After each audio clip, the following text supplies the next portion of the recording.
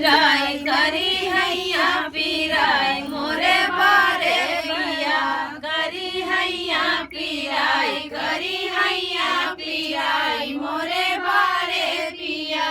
और कह तू त मोर धन माई बोलवती कह तू त मोर धन माई बोलवती।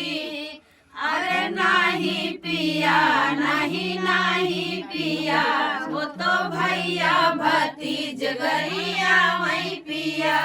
अरे नहीं पिया नहीं नहीं पिया वो तो भैया भतीज गरिया मई पिया। करी हैया पिराई करी हैया पिराई मोरे बारे पिया।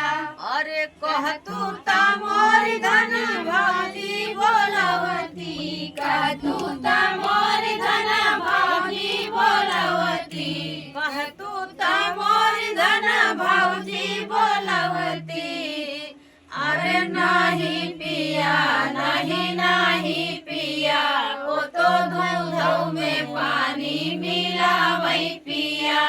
अरे नहीं पिया नहीं नहीं पिया वो तो दूध में पानी मिलावई पिया।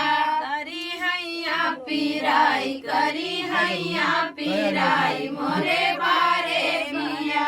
और कह तू त मोर धन बहिनी बोलवती कह तू त मोर धन बहिनी बोलवती। अरे नहीं पिया नहीं नहीं पिया वो तो घर में झगड़ा लगावई पिया।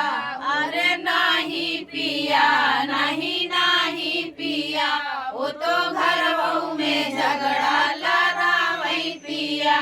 करी हैया पिराई करी